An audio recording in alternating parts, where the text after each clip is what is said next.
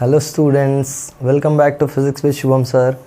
आज हम लोग नया चैप्टर स्टार्ट करने जा रहे हैं और वो नया चैप्टर है इलेक्ट्रोस्टैटिक्स या इलेक्ट्रिक चार्जेस एंड फील्ड्स। ये जो इलेक्ट्रोस्टैटिक्स चैप्टर है ये एचएससी बोर्ड का पोर्शन है जिसमें नाम इलेक्ट्रोस्टैटिक्स होता है। कंटेंट एकदम सेम है, परेशान मत हो। और इलेक्ट्रिक चार्जेस एंड फील्ड्स जो है वो सीबीएसई का पोर्शन है या सीबीएसई का चैप्टर का नाम है या एनसीईआरटी जिसको हम बोलते हैं। कंटेंट दोनों में बिल्कुल ही सेम है, बस ये फ़र्क है कि ये जो पार्ट है electric fields and electric charges and fields ये एनसीईआरटी में स्ट्रेट फॉरवर्ड 12th में स्टार्ट होता है और एचएससी बोर्ड के लिए ये 11th स्टैंडर्ड से ही स्टार्ट हो जाता है। तो एचएससी बोर्ड में 11th में भी इलेक्ट्रोस्टैटिक्स चैप्टर है और 12th में भी इलेक्ट्रोस्टैटिक्स चैप्टर है। तो हम लोग स्टार्ट से लेके एंड तक पूरा कवर करने वाले हैं। 11th और 12th पूरा इलेक्ट्रोस्टैटिक्स एक साथ करेंगे हम इस लेक्चर सीरीज़ में इलेक्ट्रोस्टैटिक्स। आज हम लोग फर्स्ट लेक्चर स्टार्ट करने जा रहे हैं इलेक्ट्रोस्टैटिक 01 या electric charges and field 01। CBSE में यही पूरा जो पार्ट है अपना जो एचएससी का स्टेट बोर्ड का इलेक्ट्रोस्टैटिक्स 11th और 12th का है वो 11th और 12th में डिवाइडेड है। सीबीएसई में दो पार्ट्स में डिवाइडेड है 12th में ही। पहला पार्ट है इलेक्ट्रिक चार्जेस एंड फील्ड्स और दूसरा पार्ट है इलेक्ट्रोस्टैटिक पोटेंशियल एंड कैपेसिटेंस। तो ये दो चैप्टर्स में डिवाइड होता है पूरा इलेक्ट्रोस्टैटिक्स इन एनसीईआरटी। और एचएससी में सिंपली इलेक्ट्रोस्टैटिक्स नाम से ही 11th और 12th में चैप्टर्स रखे हैं, ठीक है। तो हम लोग आज ये टॉपिक का इंट्रोडक्शन देखने वाले हैं और थोड़ा कुछ डिटेल में जाएंगे फोर्सेस के बारे में। तो I think we should start now. Let's start with the chapter everyone. Okay, चलो स्टार्ट करते हैं। कुछ बेसिक इंट्रोडक्शन करेंगे हम लोग। पहले तो इलेक्ट्रोस्टैटिक्स का मीनिंग समझ लो, फिर हम लोग उसके बाद आगे बढ़ते हैं। देखो इलेक्ट्रोस्टैटिक्स क्या है पता है। Electrostatics is a branch of physics which deals with charges that are at rest और which studies charges that are at rest. तो first of all electro means होता है चार्ज एंड स्टैटिक मीन्स होता है एट रेस्ट। तो जब भी charge rest पे होता है ना, तो जो भी प्रॉपर्टी, जो भी फिनोमेना, जो भी बिहेवियर वो शो करता है उन सबको कलेक्टिवली जब हम स्टडी करते हैं तो एक ब्रांच बनती है फिज़िक्स की, that is called as electrostatics. और ये बहुत बड़ी ब्रांच है क्योंकि इसमें काफ़ी कुछ पढ़ना होता है अपने को। तो हम लोग 1 by 1 जाएंगे। जैसे आज हम लोग थोड़ा चार्जेस के बारे में समझेंगे, फिर चार्जेस पे फोर्स क्या क्या लगता है उसके बारे में समझेंगे, ठीक है। तो आज का जो लेक्चर होने वाला है वो बेसिक आइडिया चार्ज का होने वाला है। Let's understand what charge is. अब चार्ज के बारे में हम लोग जब अगर पता करने जाएंगे कि चार्ज स्टार्ट कहाँ से हुआ है या चार्ज होता क्या है, तो चार्ज ऑलमोस्ट ग्रीक्स के टाइम से चला आ रहा है। ग्रीक्स को भी पता था कि चार्जेस एग्जिस्ट करते हैं और उनको ये भी पता था कि दो तरह के चार्जेस एग्जिस्ट करते हैं नेचर में। जैसे उनको आइडिया था कि कुछ एक चार्ज होता है जो किसी एक सब्सटेंस पे आता है, कुछ दूसरा चार्ज होता है जो दूसरे सब्सटेंस पे आता है। जैसे फॉर एग्जांपल उन्होंने एक्सपेरिमेंट्स किए थे जैसे प्लास्टिक का, या जैसे कोम को हम लोग ड्राई हेयर से रब करते हैं, या एबोनाइट को हम लोग फर से रब करते हैं, या ग्लास रॉड को फर से रब करते हैं। ये सारे केसेस में दे ऑब्जर्व्ड कि some kind of charges where there और हमेशा ऑपोजिट चार्जेस ही आते थे। जैसे फॉर एग्जांपल एबोनाइट को फर से अगर रब किया या ग्लास रॉड को फर से रब किया, सो दे ऑब्जर्व्ड कि इन सब केसेस में कुछ ना कुछ तरीके से ऐसा कुछ हो रहा था कि ग्लास रॉड पे जो चार्ज आ रहा था और फर पे जो चार्ज आ रहा था वो अलग अलग था। सिमिलरली उन्होंने एबोनाइट रॉड और सिल्क फर के साथ एक्सपेरिमेंट किया, तो वहाँ भी दे फाउंड आउट कि एबोनाइट रॉड पे जो चार्ज आता है और सिल्क फर पे जो चार्ज आता है दोनों ऑपोजिट होते हैं। तो ये कैसे पता चला उनको कि ऑपोजिट हो रहा है या क्या हो रहा है, और कैसे पता चला कि चार्जेस आ रहे हैं? सो of course they did certain combinations, कुछ कॉम्बिनेशंस करके पता लगाया। जैसे ग्लास रॉड को किया और एबोनाइट रॉड को रब किया और बाद में दोनों को आसपास लाया तो कुछ फिनोमेना ऑब्जर्व हुआ। फिर सिमिलरली एक और कॉम्बिनेशन लिया, उसको रब किया और एक और फिनोमेना ऑब्जर्व हुआ। Also they tried to explain lightning जो होता है ना, बिजली गिरती है, बिजली को भी उन्होंने एक्सप्लेन किया via this concept of charge only. उन्होंने बोला कि when this clouds are rubbing तो वहाँ पे भी चार्जेस ट्रांसफ़र होते हैं। जैसे for example this Benjamin Franklin he explained the lightning in detail. Benjamin Franklin ने एक एक्सपेरिमेंट भी किया था, काइट एक्सपेरिमेंट, जिससे उन्होंने एक्सप्लेन कर दिया था कि जो लाइटनिंग हो रहा है या जो बिजली गिर रहा है वो that is nothing but charges का ट्रांसफ़र। मतलब क्लाउड्स जब रब होते हैं तो हाई अमाउंट ऑफ चार्जेस से लो अमाउंट ऑफ चार्जेस की तरफ चार्जेस मूव करते हैं। तो वही होता है, आसमान से बिजली नीचे गिर जाती है और वो बिजली is nothing but that lightning is nothing but heavy amount of charges that are going towards the ground. Okay, तो ये बेसिक आइडिया है चार्जेस का. तो चार्जेस के ट्रांसफ़र का कुछ वेज है जो हम लोग ने अब तक देखा है. फर्स्ट ऑफ ऑल चार्ज को जब मैं बात करूँ तो चार्ज है क्या. जैसे सपोज़ ये ऑब्जेक्ट है, तो ये ऑब्जेक्ट का चार्ज मतलब होता क्या है. तो चार्ज मतलब ये ऑब्जेक्ट का ऐसा प्रॉपर्टी है जो हम लोग इस ऑब्जेक्ट से निकाल नहीं सकते हैं. So it is an inherent property. ठीक है, जस्ट लाइक मास. जैसे इस ऑब्जेक्ट का मास होता है ना, वो हम निकाल नहीं सकते, वैसे इस ऑब्जेक्ट का जो चार्ज है वो हम निकाल नहीं सकते. So it is an inherent property. निकाल नहीं सकते का मतलब ये नहीं है कि हम मतलब ट्रांसफ़र नहीं कर सकते. मैं इसका ये मीनिंग समझाने का ट्राई कर रहा हूँ कि जैसे कोई ऑब्जेक्ट के पास चार्ज है तो उसको किसी ने प्रोड्यूस नहीं किया है चार्ज, या उसको कोई डिस्ट्रॉय नहीं कर सकता है, वो है तो है. That's what I am saying. Okay, so it is an inherent property of substance. अब कुछ सब्सटेंसेस के पास चार्ज होता है, कुछ सब्सटेंसेस के पास चार्ज नहीं भी होता है. और जिन सब्सटेंसेस के पास चार्ज होता है उन पे दो ही तरह के चार्जेस एग्जिस्ट करते हैं. जैसे या तो पॉजिटिव चार्जेस एग्जिस्ट करेंगे या तो नेगेटिव चार्जेस एग्जिस्ट करेंगे, या तो नो चार्ज एग्जिस्ट करेगा. That's all. There is no in between. कुछ इसके बीच में नहीं है, या कोई और तीसरे टाइप का चार्ज नहीं है. या तो पॉजिटिव चार्ज हो सकता है, या तो नेगेटिव चार्ज हो सकता है, या तो नो चार्ज होगा. तो ये सब पॉजिटिव चार्ज, नेगेटिव चार्ज और नो चार्ज के लिए कौन कौन से पार्टिकल्स दिए गए, वो पार्टिकल्स भी हमको पता है. जैसे हमको पता है अगर एक सब्सटेंस है तो वो सब्सटेंस बना किससे. सब्सटेंस बना है एटम से. और जब हम लोग एटम्स में जाते हैं तो एटम्स को 3 पार्ट्स में डिवाइड करते हैं. न्यूक्लियस में होते हैं प्रोटॉन्स और न्यूट्रॉन्स. तो मैं प्रोटॉन्स को पॉजिटिव से रिप्रेजेंट कर रहा हूँ और न्यूट्रॉन्स को n से रिप्रेजेंट कर रहा हूँ. और उनके अगल बगल जो ऑर्बिट्स होती हैं उसमें इलेक्ट्रॉन्स होते हैं जिन पे नेगेटिव चार्ज होते हैं. ठीक है, तो ये 3 पार्टिकल्स हैं जो ये 3 चार्जेस को कंस्टिट्यूट करते हैं, या जो ये 3 चार्जेस को लेके रखते हैं अपने पास. मतलब whenever we have negative charge somewhere, उसका ये मतलब है कि वहाँ पे इलेक्ट्रॉन्स हैं.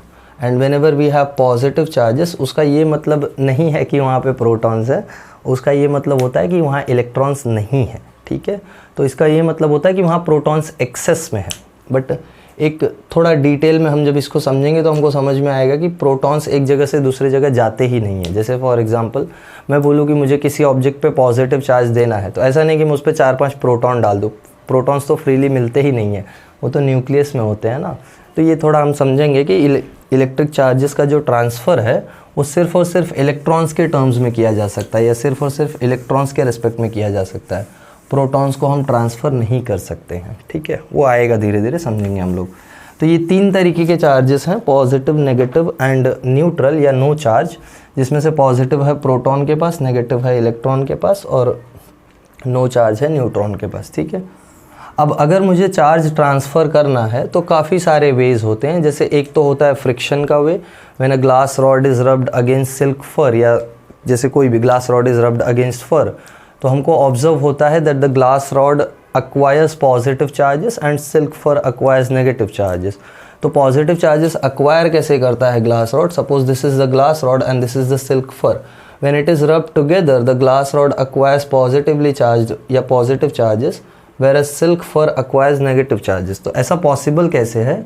Possible ये है कि ये glass rod electrons lose करेगा. ये ग्लास रॉड इलेक्ट्रॉन्स लूज करता है और वो इलेक्ट्रॉन्स चले जाते हैं सिल्क फर के पास. ये सिल्क हो गया और ये ग्लास हो गया. तो glass rod it loses electrons, ये इलेक्ट्रॉन्स लूज करेगा और सिल्क फर के पास एक्स्ट्रा इलेक्ट्रॉन्स आ जाएंगे. तो अब सिल्क फर के पास नेगेटिव चार्जेस आ गए और इसके पास इलेक्ट्रॉन्स कम हो गए हैं, तो इस पे पॉजिटिव चार्ज हो गया है. तो पॉजिटिव चार्ज आया कहाँ से? हमको पता है एक एटम में number of protons is same as number of electrons, right. ये इलेक्ट्रिकली न्यूट्रल एटम का कंडीशन है. जैसे कोई एटम है वो न्यूट्रल है, सोडियम ले लो, सोडियम इज़ 11, राइट. तो 11 का क्या मतलब होता है? 11 का मतलब होता है उसमें 11 इलेक्ट्रॉन्स हैं. तो ऐसा भी है कि उसमें 11 प्रोटॉन्स भी हैं, तब जाके सोडियम इलेक्ट्रिकली न्यूट्रल हुआ है. अगर यहीं पे इसको मैं 10 कर दूं, 10 मतलब इसमें 10 इलेक्ट्रॉन्स आ गए, तो ये सोडियम प्लस हो जाएगा क्योंकि इसका एक इलेक्ट्रॉन निकल गया है. तो अब सोडियम क्या हो गया? सोडियम आयन बन गया है. ठीक है, तो जब भी कोई न्यूट्रल एटम होता है तो उसमें ये कंडीशन नेसेसरीली सेटिस्फाई होती है कि जितने प्रोटॉन्स हैं उतने ही इलेक्ट्रॉन्स होंगे. तो यहाँ क्या हुआ? यहाँ इनिशियली ग्लास रॉड में जितने प्रोटॉन्स थे उतने ही इलेक्ट्रॉन्स थे. अब कुछ इलेक्ट्रॉन्स ने ग्लास रॉड को छोड़ दिया, वो सिल्क में चले गए हैं. तो ग्लास रॉड के पास नंबर ऑफ प्रोटॉन्स ज़्यादा हो गए हैं इंडिविजुअल एटम्स में, तो जिन जिन एटम्स के इलेक्ट्रॉन्स गए हैं वो एटम्स का एक्स्ट्रा पॉजिटिव चार्ज इस ग्लास रॉड पे दिखेगा। सिमिलरली ये सिल्क पे एक्स्ट्रा इलेक्ट्रॉन्स आ गए हैं, तो जिन जिन एटम्स ने वो इलेक्ट्रॉन्स को एक्सेप्ट किया है उनके लिए हमको नेगेटिव चार्ज इस सिल्क क्लॉथ पे दिखाई पड़ता है। ठीक है, तो ये बेसिक तरीका है चार्ज ट्रांसफ़र का, जिसको बोलते हैं चार्जिंग बाय फ्रिक्शन। हम चीज़ों को रब करके फ्रिक्शन प्रोड्यूस करके चार्जेस को ट्रांसफ़र कर सकते हैं। जैसे ये प्लास्टिक का मार्कर है, मैं इसको अपने बाल से रब करूं तो आई विल फाइंड आउट कि ये छोटे छोटे स्मॉल पीसेस ऑफ पेपर को ये अट्रैक्ट करता है। कैसे अट्रैक्ट करेगा? मैंने rub it acquires some charge. ठीक है, या तो ये पॉजिटिव चार्जेस एक्वायर करेगा या तो ये नेगेटिव चार्जेस एक्वायर करेगा। और एक्वायर कैसे करेगा? हमेशा याद रखना, charge is acquired only by transfer of electrons. हमेशा इलेक्ट्रॉन्स का ट्रांसफ़र ही होता है, ना कि प्रोटॉन्स का। प्रोटॉन्स का ट्रांसफ़र पॉसिबल नहीं है क्योंकि प्रोटॉन्स न्यूक्लियस में बाउंडेड होते हैं, प्रॉपरली एकदम बहुत स्ट्रॉन्ग फोर्स से बाइंड होते हैं। इनफैक्ट उनको बाइंड करने वाले फोर्स का नाम ही है स्ट्रॉन्ग न्यूक्लियर फोर्स। तो फोर्सेस इतने स्ट्रॉन्ग हैं कि उनको हम फ्री नहीं कर सकते, इसलिए हम प्रोटॉन ट्रांसफ़र कर ही नहीं सकते। वेराज इलेक्ट्रॉन्स ईजिली फ्री हो जाते हैं। इनफैक्ट कंडक्टर्स में तो फ्री इलेक्ट्रॉन्स घूमते हैं, तो वो भी तुमको पता होगा, कंडक्टर्स में बहुत सारे फ्री इलेक्ट्रॉन्स होते हैं। तो यूजुअली ये कंडक्टर्स में ज़्यादा इजी होता है, but still some substances which are insulator, जैसे ग्लास इंसुलेटर है, तो उसको भी रब किया तो ग्लास में से भी इलेक्ट्रॉन्स ट्रांसफ़र होते हैं। तो इलेक्ट्रॉन्स लूजली बाउंड होते हैं और वो लीव कर सकते हैं एटम को, इसलिए इलेक्ट्रॉन्स का ट्रांसफ़र ईजी है और वही पॉसिबल भी है अपने लिए। तो हमेशा याद रखना, चार्ज ट्रांसफ़र सिर्फ और सिर्फ इलेक्ट्रॉन के ट्रांसफ़र से होता है, या चार्ज एक्वायरिंग हमेशा इलेक्ट्रॉन के ट्रांसफ़र से होता है। तो ये तो हो गया चार्जिंग बाय फ्रिक्शन। देखो ये सब तुमको इतना डिटेल में क्वेश्चंस नहीं पूछने वाला है, ये सब तुमको बस पता होना चाहिए कि क्या है। कोई बोले चार्जिंग बाय फ्रिक्शन तो तुमको पता होना चाहिए कि when two substances are rubbed together, one of them acquires positive and the other one acquires negative charge. That's the whole point of charging by friction. Similarly एक होता है charging by conduction. Charging by conduction क्या होता है? जैसे मेरे पास कोई एक चार्ज बॉडी है, जैसे ये चार्ज बॉडी है, इस पर ऑलरेडी पॉजिटिव चार्जेस हैं। पॉजिटिव चार्जेस होने का मतलब क्या है? पॉजिटिव चार्जेस होने का मतलब है कि इसमें इलेक्ट्रॉन डेफिशिएंसी है ना, इलेक्ट्रॉन्स कम है ना।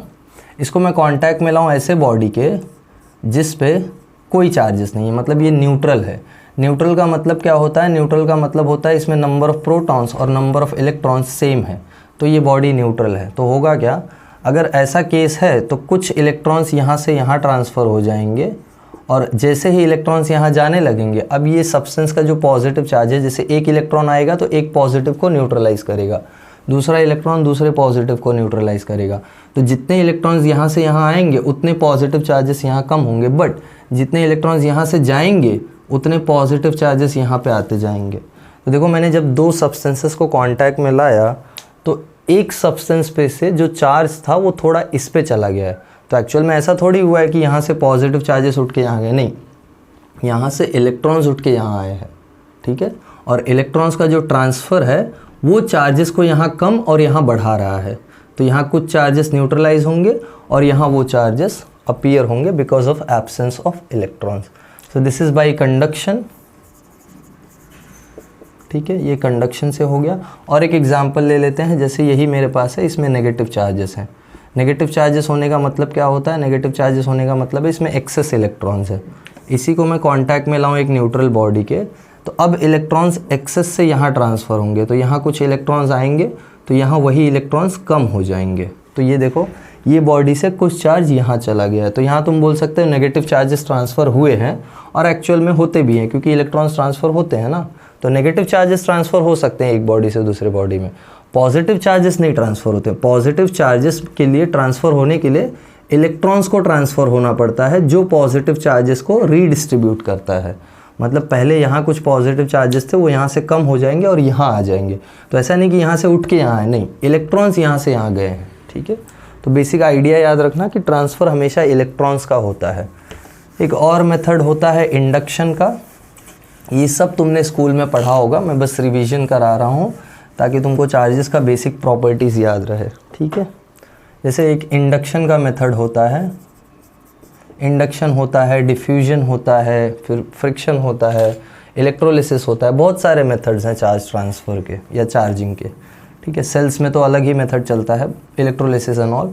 ठीक है, हम लोग देखते हैं इंडक्शन। इंडक्शन क्या है, जैसे मेरे पास एक चार्ज बॉडी है, पॉजिटिव, लेट्स से इस पे पॉजिटिव चार्जेस हैं, और मैं इसके बगल में एक बॉडी लाऊं जो कि कंडक्टिंग बॉडी है। ध्यान देना, ये कंडक्टर्स में ज़्यादा इजीली होता है।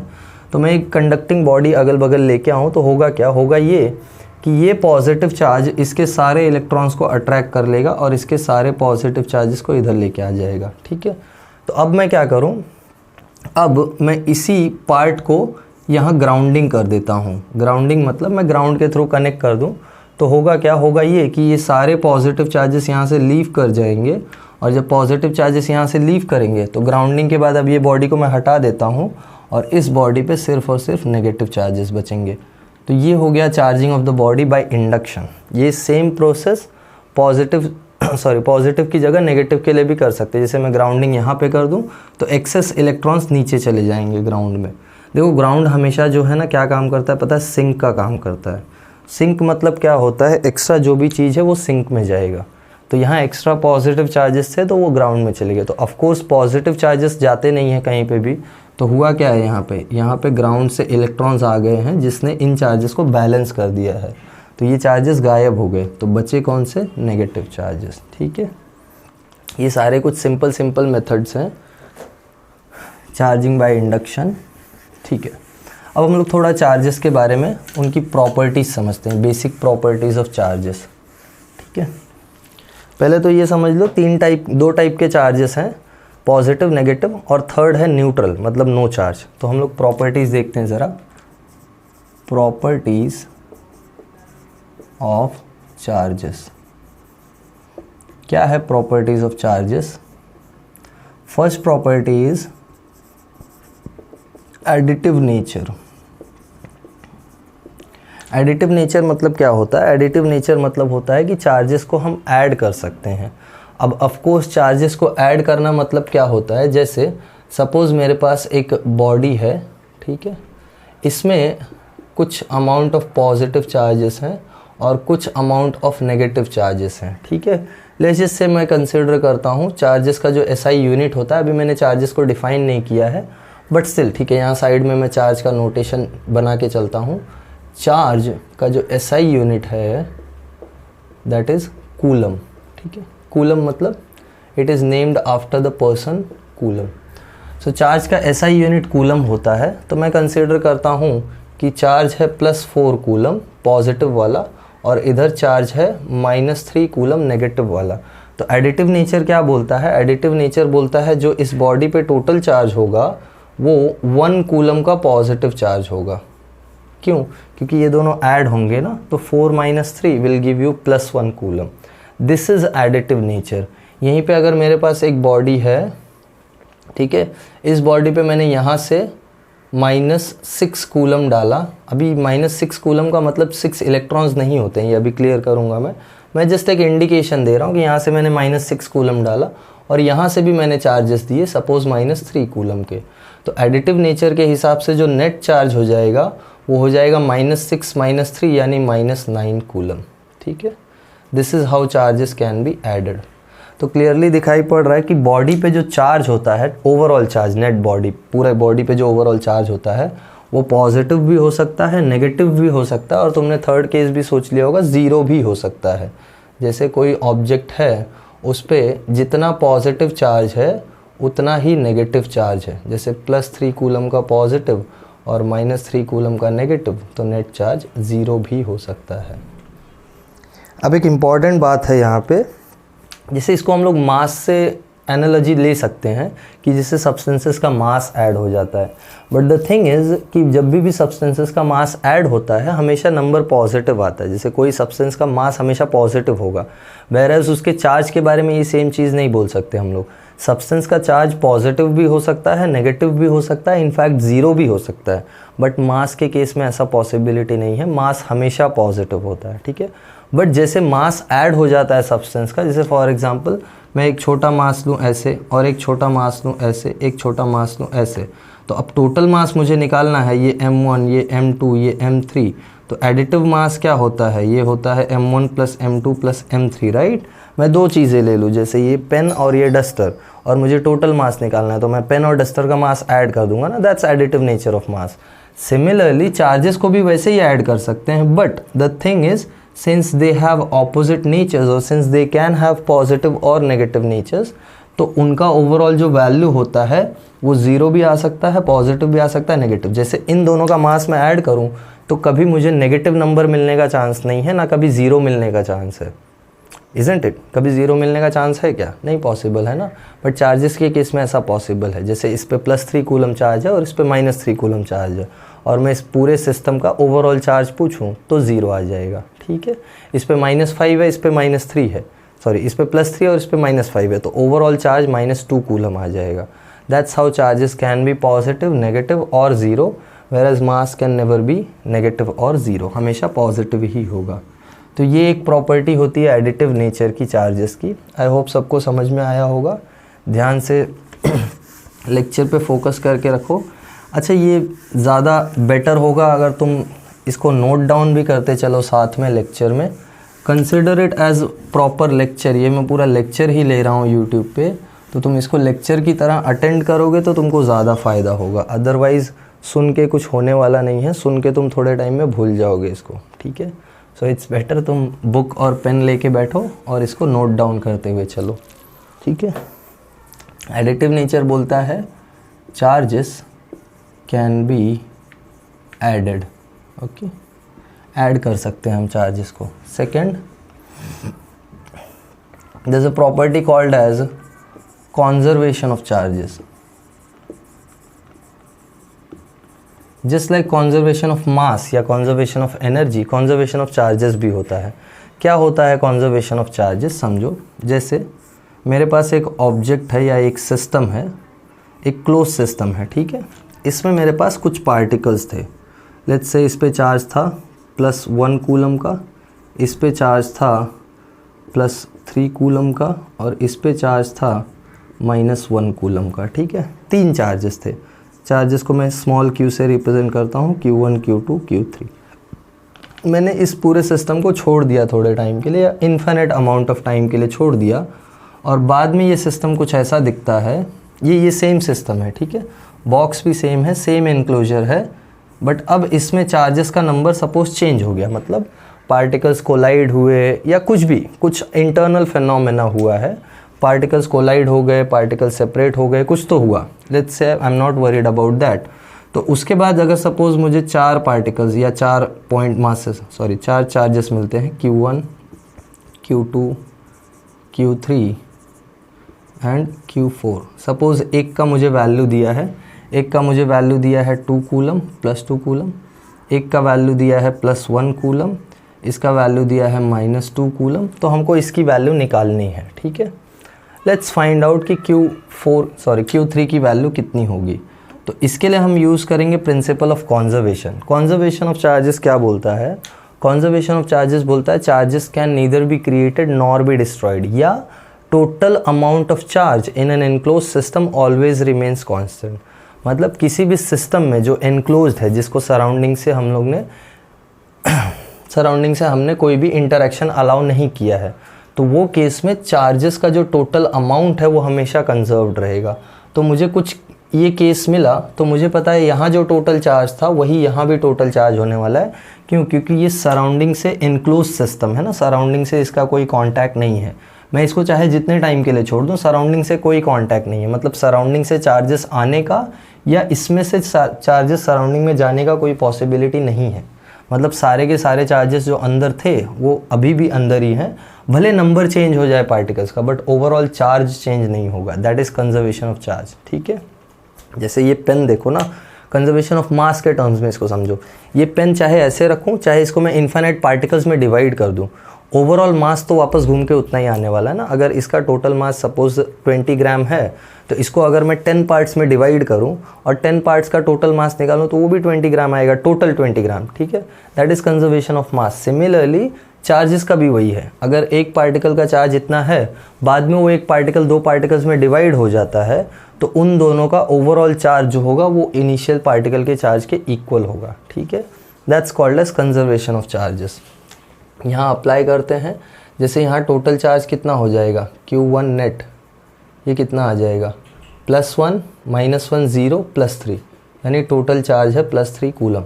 तो यहाँ भी टोटल +3 होना चाहिए, हमको Q3 का पता नहीं है, Q3 let's say it is x coulomb, तो सबको ऐड करो, हमको पता है +2 -2 +1 +x, this should be equal to +3। ये है ना कंजर्वेशन ऑफ चार्ज, जो इनिशियली टोटल चार्ज था वही फाइनली टोटल चार्ज होना चाहिए।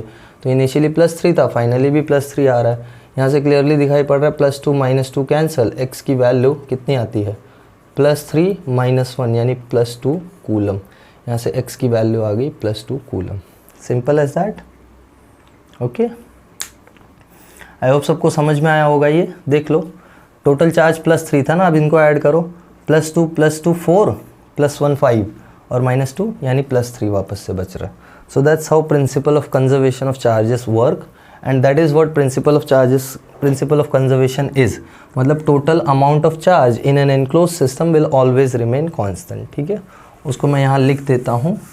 आई होप एग्जाम्पल सबको समझ में आया होगा। Okay, let's write it.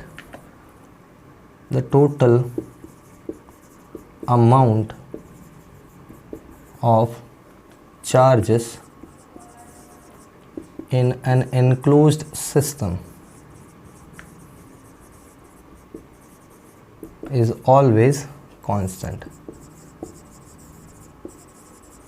देखो, ये जो चार्जेस का कंजर्वेशन है ना, ये हमको बहुत ज़्यादा हेल्प करता है, बहुत कुछ समझने में हेल्प करता है।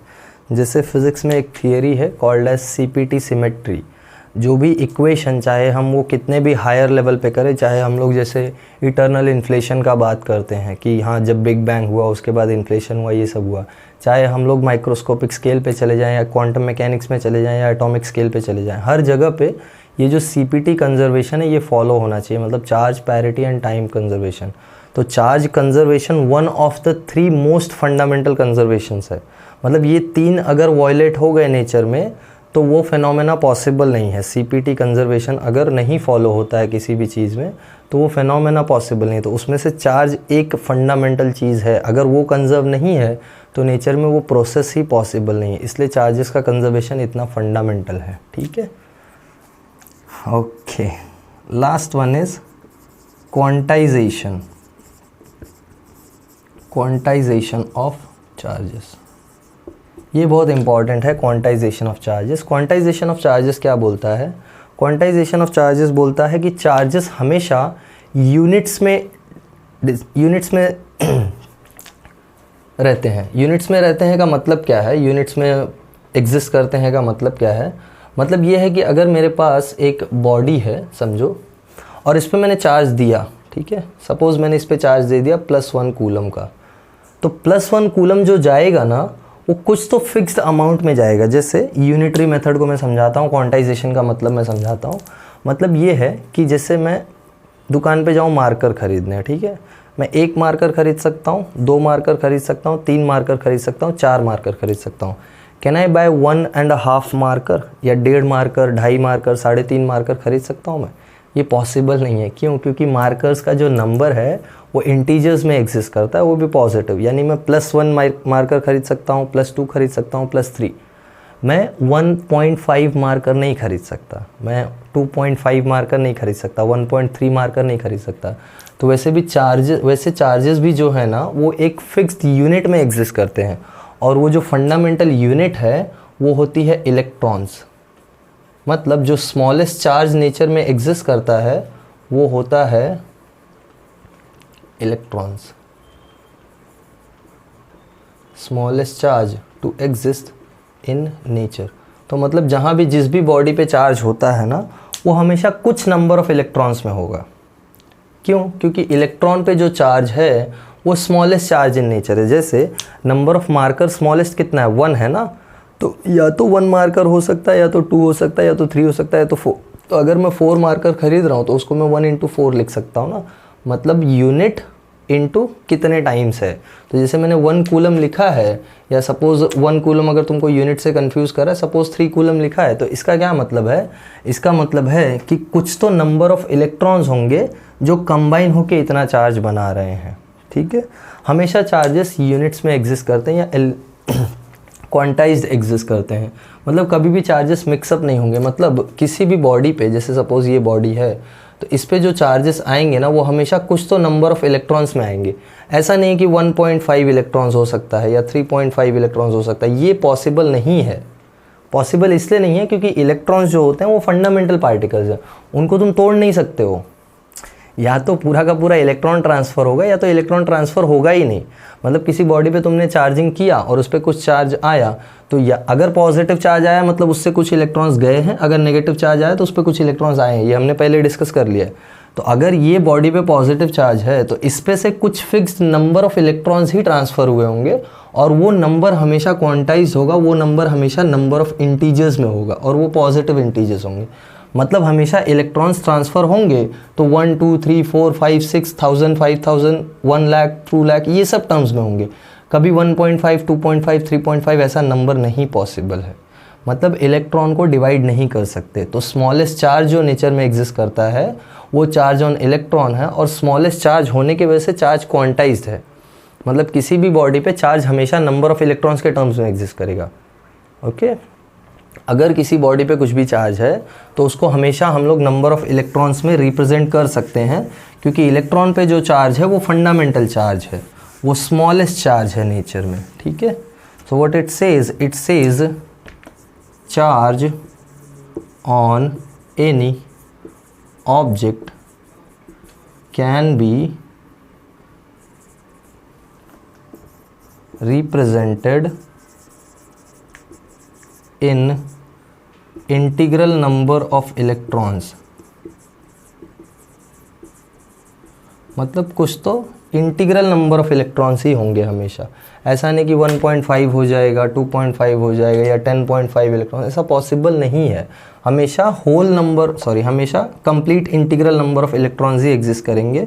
So therefore total charge of a body is always written as n times E, where n can be 1 2 3 up to infinite, कुछ भी हो सकता है n। ठीक है, या तो 1 इलेक्ट्रॉन 2 इलेक्ट्रॉन 3 इलेक्ट्रॉन या इन्फाइनाइट, जितने भी इलेक्ट्रॉन्स पॉसिबल हैं। और ये जो E है इसका एक वैल्यू है, इसका वैल्यू होता है 1.6 इंटू 10⁻⁻19 कूलम, और ऑफ कोर्स ये नेगेटिव चार्ज है। वैल्यू याद रखना, वैल्यू होता है 1.6 इंटू 10⁻⁻19 कूलम, और सिंस इलेक्ट्रॉन्स पे नेगेटिव चार्ज होता है तो ये नेगेटिव चार्ज है।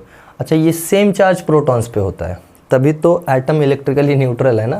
मतलब प्रोटॉन पे जितना चार्ज है उतना सेम चार्ज इलेक्ट्रॉन पे ऑपोजिट नेचर का है, तभी जो ओवरऑल एटम है वो न्यूट्रल है, because of this additive nature of charges ना। जैसे मैं additive nature of charges atom पे अप्लाई करूँगा तो उस पर भी टोटल चार्जेस ऐड ही तो होंगे। तो प्रोटॉन के चार्जेस पॉजिटिव, इलेक्ट्रॉन के उतने ही चार्जेस नेगेटिव, ऐड होके 0, सिंपल एज दैट। ओके, तो ये सारे जो प्रॉपर्टीज़ हैं ये चार्जेस में होती हैं, ये सारे प्रॉपर्टीज़ को चार्जेस फॉलो करते हैं, हमेशा क्वांटाइज स्टेट में एग्जिस्ट करते हैं charges.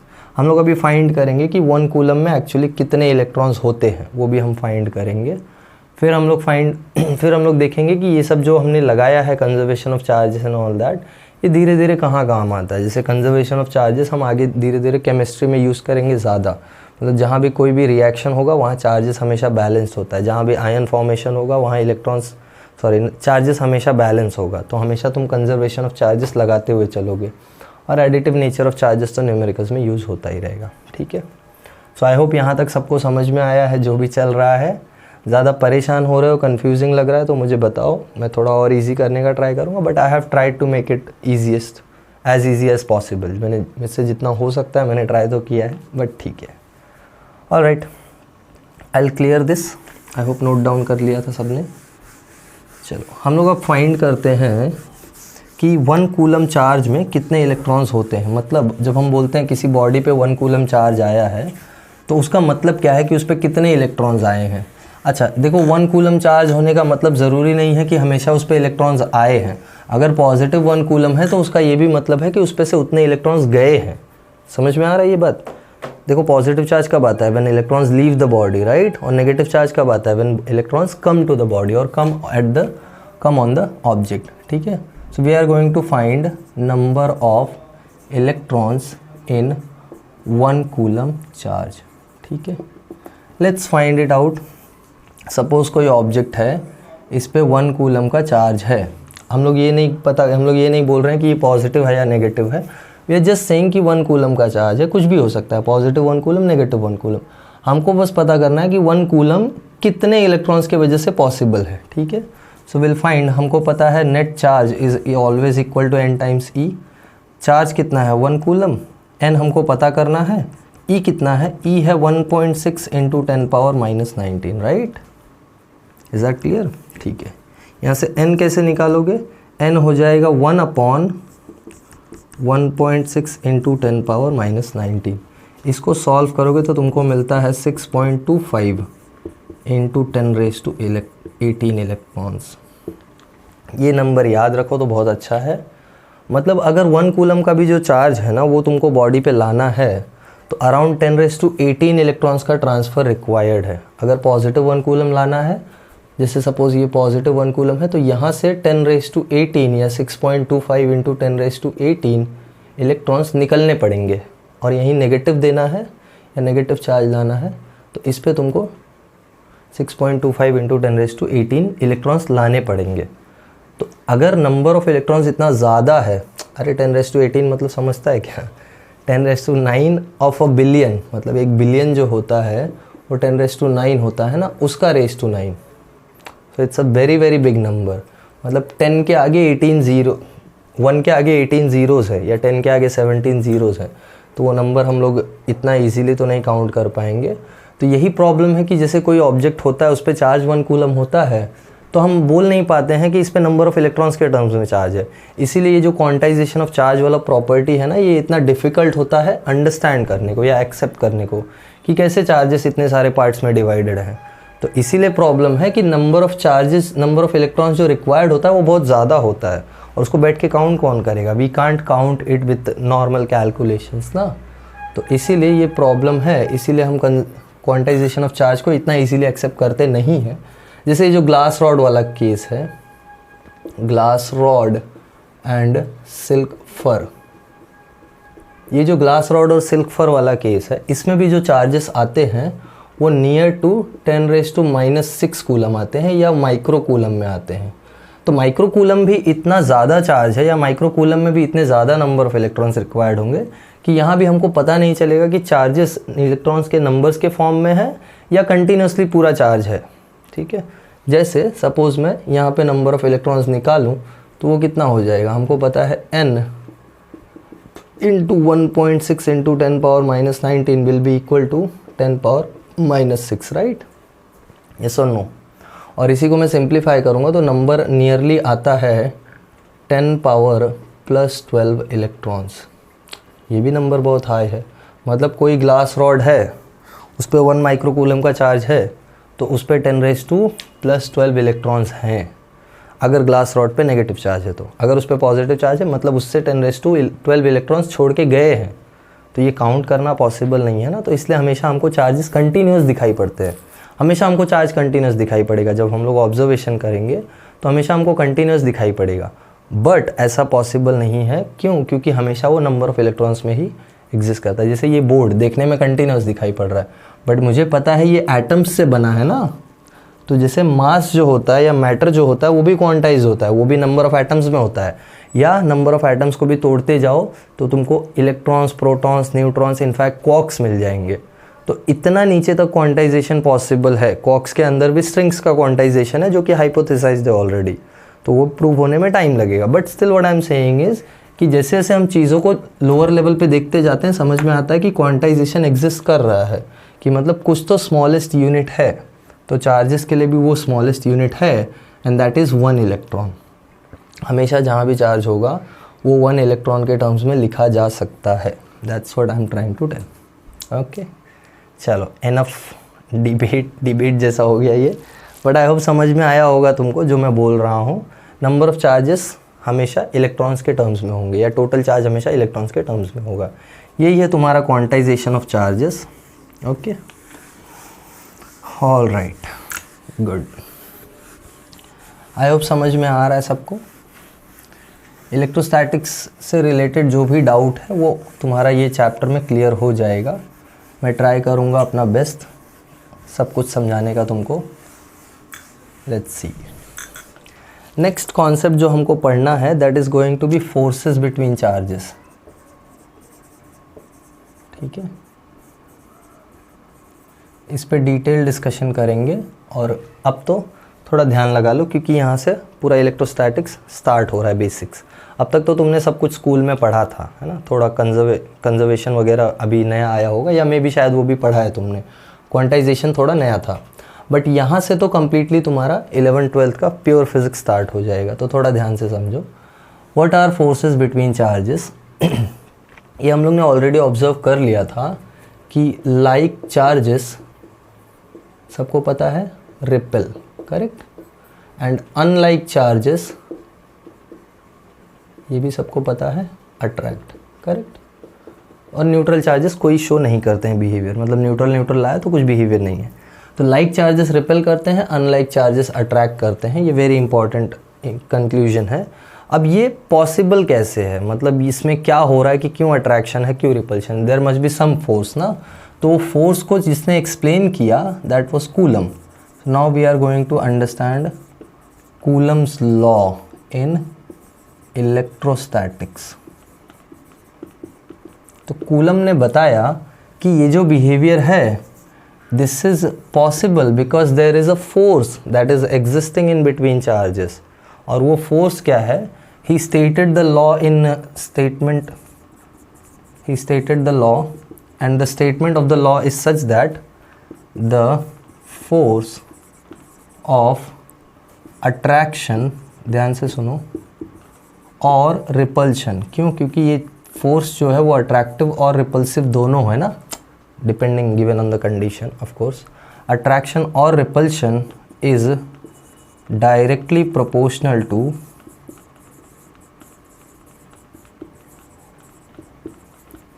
Product of the charges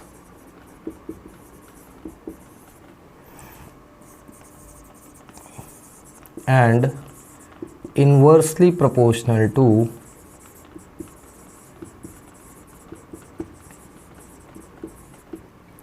क्या, square of the distance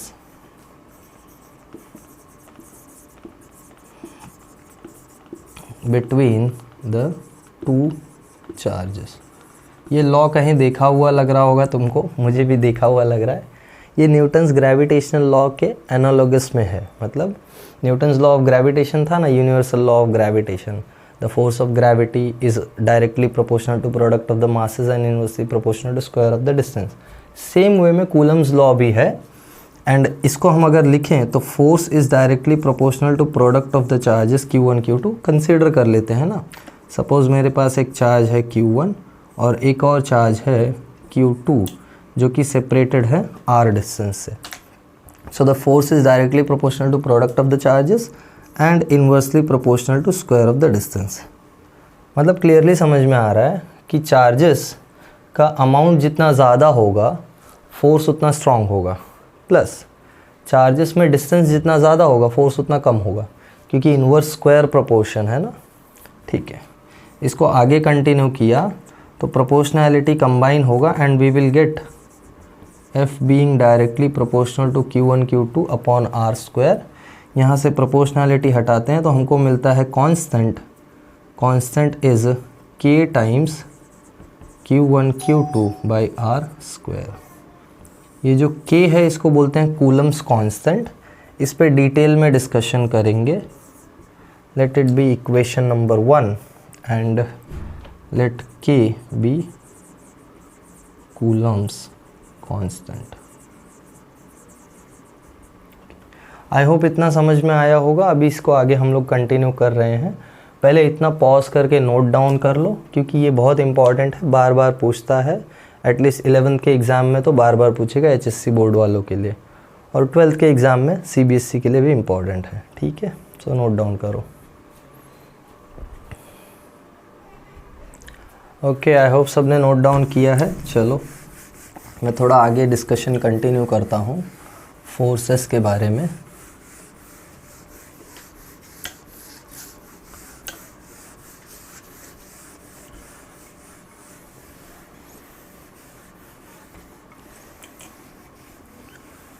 हमको कूलम्स फोर्स का फॉर्मूला मिल चुका है, देखते हैं। हमको क्या मिला है? हमको मिला है फोर्स ऑफ अट्रैक्शन और repulsion is k times Q1 Q2 by R square. ठीक है, जहाँ पे k क्या है? कूलम्स कांस्टेंट है और इसकी वैल्यू होती है k की वैल्यू होती है 9 इंटू 10 पावर 9। ठीक है, यूनिट क्या हो जाएगा? यूनिट हो जाएगा फोर्स का यूनिट न्यूटन, यहाँ से आर स्क्वायर इधर आ जाएगा, Q1 Q2 नीचे, यानी न्यूटन मीटर स्क्वायर पर कूलम स्क्वायर। राइट, जैसे वहाँ तुमको ग्रेविटेशनल कांस्टेंट की यूनिट मिलती थी यूनिवर्सल लॉ ऑफ ग्रेविटेशन में, न्यूटन मीटर स्क्वायर पर किलोग्राम स्क्वायर। तो बस याद रखो मास की जगह चार्जेस आ गए हैं, दैट्स ऑल। ओके, और ये जो k है इसका खुद का अपना फॉर्मूला होता है, that is 1/4 pi epsilon naught. ये एप्सिलॉन नॉट क्या होता है? और ये जो k का फॉर्मूला है ये इन एयर और वैक्यूम है। ये बहुत इम्पॉर्टेंट बात है कि इसको क्यों एयर और वैक्यूम में लिया है, क्योंकि ये जो फोर्स है वो मीडियम डिपेंडेंट फोर्स है। मतलब जो ग्रेविटेशनल फोर्स था वो मीडियम इंडिपेंडेंट था, उसको चाहे तुम ऑब्जेक्ट को पानी में रखो चाहे हवा में रखो, सेम ग्रेविटेशनल फोर्स एक्सपीरियंस करता है सेम हाइट पे। यहाँ ऐसा नहीं है, ये जो फोर्स है ये मीडियम डिपेंडेंट है, अलग अलग मीडियम पे जाने पे फोर्स का वैल्यू भी चेंज हो जाता है। तो इसीलिए हमको स्पेसिफाई करना पड़ता है कि k की वैल्यू 1/4 पाई एप्सिलॉन नॉट है और 9 इंटू 10⁻⁹ है, ये एयर के लिए है। ठीक है, बाकी सारे मीडियम्स के लिए k की वैल्यू अलग हो जाएगी। देखेंगे क्या होता है।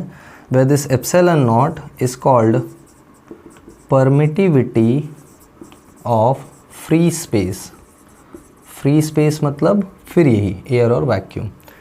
तो ये फ्री स्पेस का परमिटिविटी है, मतलब ये बताता है कि इलेक्ट्रिक फील्ड कैसा बिहेवियर दे रही है। तो इलेक्ट्रिक फील्ड अभी मैंने तुमको कुछ बताया नहीं है तो मैं उस पर डिस्कशन भी नहीं कर रहा हूँ। बस ये ध्यान दो, ये परमिटिविटी का लेना देना है कि वो फोर्स उस मीडियम में कैसे बिहेव करता है या किस स्ट्रेंथ से बिहेव करता है, दैट्स द होल आइडिया। तो यहाँ से अगर मैं ओवरऑल फोर्स का फॉर्मूला लिखूँगा तो फोर्स क्या बन जाएगा? ये बन जाएगा 1/4 pi epsilon naught Q1 Q2 upon R square, and ये हो गया कंप्लीट फॉर्मूला। ठीक है, जिसमें ये जो एप्सिलॉन नॉट है इसकी एक वैल्यू है, एप्सिलॉन नॉट की वैल्यू होती है 8.85 इंटू 10 पावर -12। यहाँ से फिर एप्सिलॉन नॉट की यूनिट निकाल सकते हो तुम। क्या आ जाएगा एप्सिलॉन नॉट का यूनिट? ये एप्सिलॉन नॉट इधर चला जाएगा, ये फोर्स इधर आ जाएगा, तो ये हो जाएगा coulomb square upon newton metre square. ठीक है, आई होप इसको समझ में आया होगा सबको। एप्सिलॉन नॉट यहाँ जाएगा, फोर्स नीचे आ जाएगा। 4 पाई का कोई यूनिट होता नहीं है, Q1 Q2 का unit coulomb square, R square का यूनिट मीटर स्क्वायर और फोर्स नीचे आया तो न्यूटन। ठीक है, तो ये हो गया एप्सिलॉन नॉट का यूनिट, और एप्सिलॉन नॉट को बोलते हैं परमिटिविटी ऑफ फ्री स्पेस।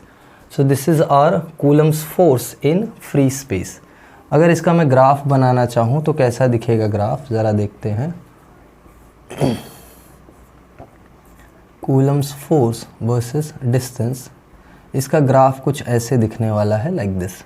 मतलब जब चार्जेस का डिस्टेंस बढ़ता जाएगा तो फोर्स इनवर्स स्क्वायरली डिक्रीज होता जाएगा। ये बहुत इंपॉर्टेंट बात है। ठीक है, ये one of the few forces है जो इनवर्स स्क्वायर लॉ को फॉलो करता है। ग्रेविटी भी इनवर्स स्क्वायर लॉ को फॉलो करती है, वैसे ही कूलम्स फोर्स भी इनवर्स स्क्वायर लॉ को ओबेस करता है।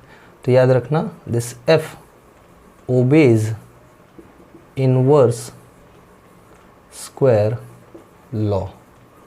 इनवर्स स्क्वायर लॉ का मतलब क्या है? मतलब ये है कि अगर तुम डिस्टेंस को डबल करोगे तो फोर्स 4 टाइम्स कम हो जाएगा।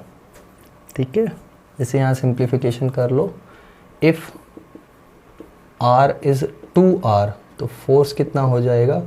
फोर्स हो जाएगा K times Q1 Q2 by 2R का स्क्वायर यानी 4R स्क्वायर। तो पहले Q1 Q2 by R square था ना, अब अपॉन में 4 आ गया है, मतलब ये F डैश था और ये r डैश हो गया, तो f डैश इज़ f/4। मतलब जब डिस्टेंस डबल होता है तो फोर्स 4 टाइम्स कम होता है। तो उल्टा भी पॉसिबल होगा। उल्टा पॉसिबल क्या होगा कि अगर डिस्टेंस में हाफ करूँगा तो फोर्स 4 टाइम्स बढ़ भी जाएगा, ये भी याद रखना। अच्छा, एक इम्पॉर्टेंट बात, ये ग्राफ को कभी इस एक्सिस पे टच मत करना। यहाँ ये इन्फिनिटी पे जाके ज़ीरो होगा क्योंकि ये लॉन्ग रेंज फोर्स है। लॉन्ग रेंज फोर्स का मतलब क्या होता है? ऐसा फोर्स जिसका जो स्ट्रेंथ है वो ज़ीरो बहुत लंबे डिस्टेंस के बाद होता है या बहुत ज़्यादा डिस्टेंस के बाद होता है। तो one of the forces is also this electrostatic force. और इलेक्ट्रोस्टैटिक फोर्स का जो रेंज है वो हम लोग कंसिडर करते हैं इनफाइनाइट, बट इनफाइनाइट है नहीं। मतलब जैसे फॉर एग्जांपल दो चार्जेस को मैं इतने सेपरेशन पे रखूँ तो कुछ फोर्स है, बट इन्हीं को मैं सपोज़ 1 किलोमीटर दूर रखूँ एक दूसरे से तो कोई फोर्स ही नहीं होगा ना। So that 1 kilometre becomes infinity. यहाँ पे इन्फिनिटी जो है एक रिलेटिव टर्म है, वो हम लोग कभी फ्री टाइम में डिस्कस करेंगे अगर पॉसिबल हुआ तो। ठीक है, इतना डिस्कशन समझ में आया है सबको? फोर्स क्या है? K/Q1 Q2 by r²। K की वैल्यू है, फिर K का अपना फॉर्मूला है 1/4 पाई एप्सिलॉन नॉट, जहाँ एप्सिलॉन नॉट है permittivity of free space and उसका वैल्यू है 8.85 इंटू 10⁻⁻12। सिमिलरली जो फोर्स का फॉर्मूला हो जाएगा वो हो जाएगा 1/4 pi epsilon naught Q1 Q2 by r²। और ये फोर्स का जो इक्वेशन है या ये जो फोर्स है ये इन्वर्स स्क्वायर लॉ ओबे करता है, मतलब ये ऐसा ग्राफ फॉलो करेगा। यहाँ जाके इसको टच मत करना, मतलब this force is not defined for r equal to 0। ये थोड़ा इंटरेस्टिंग बात है और थोड़ा डीप एनालिसिस है। मतलब ये हमेशा तुमको एक्सपेक्टेड नहीं है जानने को, ये तुमको मैंने बता दिया है तुम्हारे नॉलेज पर्पस के लिए। मतलब जब दो चार्जेस को चिपका दोगे ना तो फोर्स एग्जिस्ट नहीं करता है। कितना वियर्ड फोर्स है। ठीक है, कोई बात नहीं, चलो ये नोट डाउन कर लो, फिर हम लोग आगे बढ़ते हैं। थोड़ा डिस्कशन करेंगे इस एप्सिलॉन नॉट के बारे में और देखेंगे कि फोर्सेस चेंज कैसे होते हैं अगर एप्सिलॉन नॉट चेंज हो जाए तो, या एप्सिलॉन चेंज हो जाए तो। ठीक है, नोट डाउन करो। ओके, आई होप सबने नोट डाउन कर लिया होगा। पॉज करके नोट डाउन करना, ठीक है। Let's go.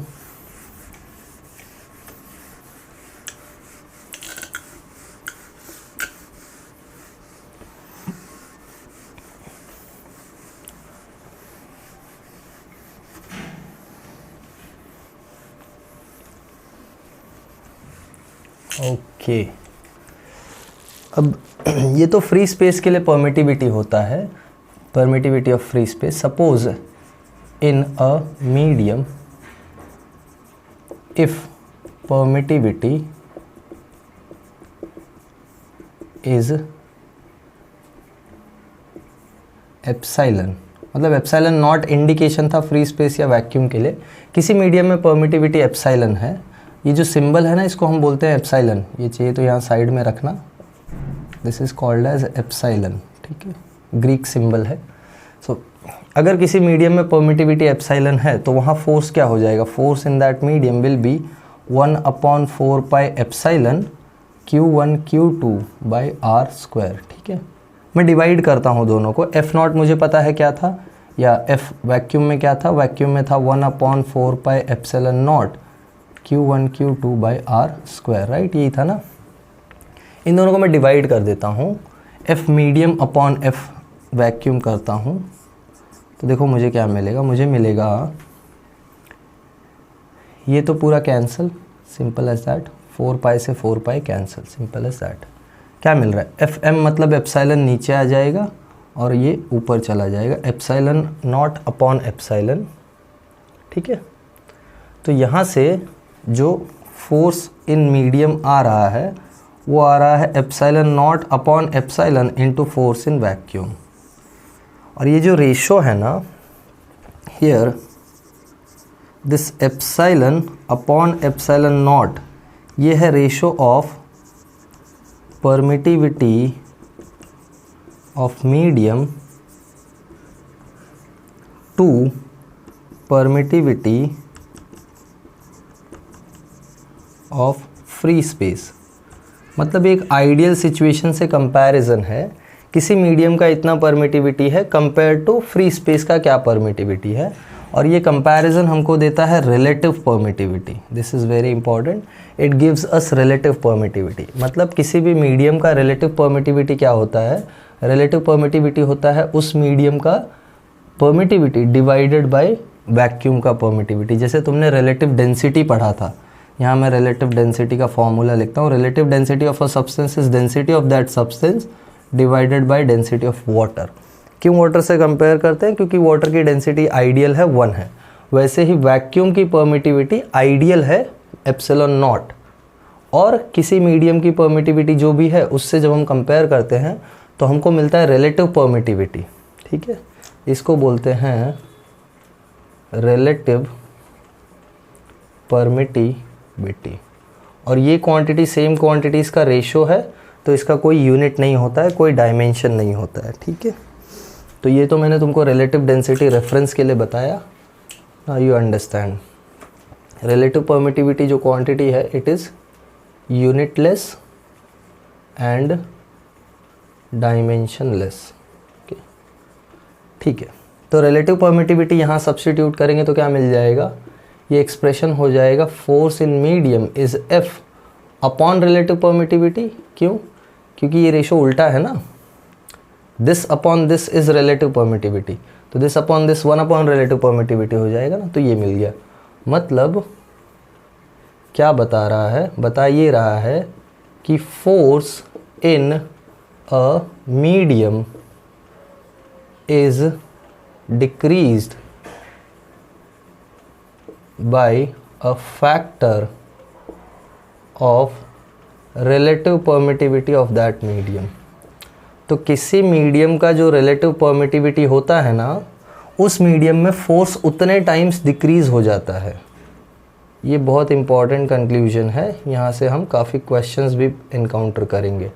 किसी मीडियम का रिलेटिव परमिटिविटी जो है उतने टाइम्स, उस फैक्टर के टाइम्स फोर्स डिक्रीज हो जाता है उस मीडियम में। जैसे इसका एक क्लासिक एग्जांपल बताता हूँ, ये हो गया होगा तो मैं इसको रब करता हूँ। देखो क्या है क्लासिक एग्जांपल, एग्जांपल ये है relative permittivity for water is 80। मतलब permittivity of water divided by permittivity of air और वैक्यूम इज़ 80। ठीक है, ये हमको दिया है, मतलब वाटर का जो परमिटिविटी है वो 80 टाइम्स ज़्यादा है फ्री स्पेस के परमिटिविटी से। तो फोर्स इन वाटर क्या हो जाएगा, फोर्स इन वाटर हो जाएगा फोर्स इन वैक्यूम अपॉन 80। मतलब वाटर में Coulomb's force decreases by 80 times, Coulomb's force decreases और is 80 times less than or less in water than in vacuum। मतलब दो चार्जेस अगर मैं लूँ Q1 Q2, उनको एयर में रखूँ तो जो फोर्स वो एक्सपीरियंस करेंगे उसका 80 टाइम्स कम फोर्स एक्सपीरियंस करेंगे अगर उनको मैं उतने ही डिस्टेंस पे ले जाके वाटर में रख दूँ। That's the meaning of relative permittivity. तो जिस मीडियम का रिलेटिव परमिटिविटी जितना होगा उतने टाइम्स अंदर जाके फोर्स वीक हो जाएगा, उतने टाइम्स अंदर जाके फोर्स वीक हो जाएगा। मतलब परमिटिविटी बताता है कि फोर्स उस मीडियम में कितना वीक है, या फोर्स को कितना ऑपोजिशन है, या फोर्स को कितना कम अलावेंस है। ठीक है, that is what it means. इसको हम इलेक्ट्रिक फील्ड में भी इंट्रोड्यूस करेंगे डिटेल में, बट आई होप सबको समझ में आया होगा ये। This is called as relative permittivity, और ये कूलम्स फोर्स का रिलेशन हो जाता है विद द हेल्प ऑफ और अलॉन्ग विद रिलेटिव परमिटिविटी। ये इंपॉर्टेंट एक्सप्रेशन है, इसको याद रखना। किसी भी मीडियम का अगर रिलेटिव परमिटिविटी गिवन है तो उस मीडियम में फोर्स उतने टाइम्स डिक्रीज हो जाता है एज़ कम्पेयर टू एयर और वैक्यूम। ठीक है, ऑल राइट, आई होप इतना क्लियर होगा। नोट डाउन करो, मैं फिर इसके आगे डिस्कस करता हूँ। थोड़ा एक डिस्कशन है या एक काम करते हैं। ठीक है, चलो इतना नोट डाउन करो फिर देखते हैं। ओके, आई होप सब ने नोट डाउन किया है। एक छोटा सा पॉइंट बता देता हूँ, फिर हम लोग आज का लेक्चर ख़त्म करेंगे। ओके, ज़्यादा तो नहीं हो रहा है फिज़िक्स, खैर फिज़िक्स तो ज़्यादा ही है, बट थोड़ा थोड़ा करके करना है, डोंट वरी। ये जो हमने रिलेटिव परमिटिविटी बात की है ना, इसका एक और नाम है, ये जो रिलेटिव परमिटिविटी है, permittivity of medium upon permittivity of free space, इसका और एक नाम है के। जो ये के है ना, ये कैपिटल के है, इसको हम लोग बोलते हैं डाई इलेक्ट्रिक कॉन्स्टेंट। ये हम डिटेल में समझेंगे आगे चैप्टर में, डाई इलेक्ट्रिक कॉन्स्टेंट होता क्या है। बस अभी के लिए याद रखो, it is K which is dielectric constant. तो किसी मीडियम में अगर मुझे फोर्स लिखना होता है ना, तो मैं उसको ऐसे भी लिख सकता हूँ, 1/4πε0 के Q1 Q2 बाई R²। मतलब ये मीडियम में फोर्स कैसे हुआ, सोचो। ये के को सब्स्टिट्यूट करके देखो, तो के को सब्स्टिट्यूट करोगे तो 1/4πε0, के क्या है, ε/ε0। तो ये कैंसिल होके तुमको जो फोर्स का वैल्यू देगा वो वही देगा जो तुमने पहले मीडियम के लिए लिखा था। तुमने मीडियम के लिए लिखा था 1/4πε Q1 Q2 बाई R², तो वही मिला ना। तो ये जो फॉर्मूला है, this is also very very important. और के हमको पता है 1 हो जाएगा फॉर एयर और वैक्यूम। क्यों 1 हो जाएगा, यहाँ डाल के देख लो ना। एयर वैक्यूम के लिए उसका परमिटिविटी ε0 होगा डिवाइडेड बाय ε0 यानी 1। तो k इज़ 1 फॉर एयर और वैक्यूम। तो ये कूलम्स लॉ का कंप्लीट फॉर्मूला है, 1/4πε0 k Q1 Q2 by R²। But usually तुमको दिखाई नहीं देगा। क्यों नहीं दिखाई देगा, क्यों? क्योंकि जहाँ भी एयर और वैक्यूम होता है वहाँ k 1 होता है ना, तो k तुमको यूजुअली दिखेगा नहीं, कोई लिखता नहीं है। बट फिर भी ये पता करके चलो। तो ये एक complete formula for Coulomb's law.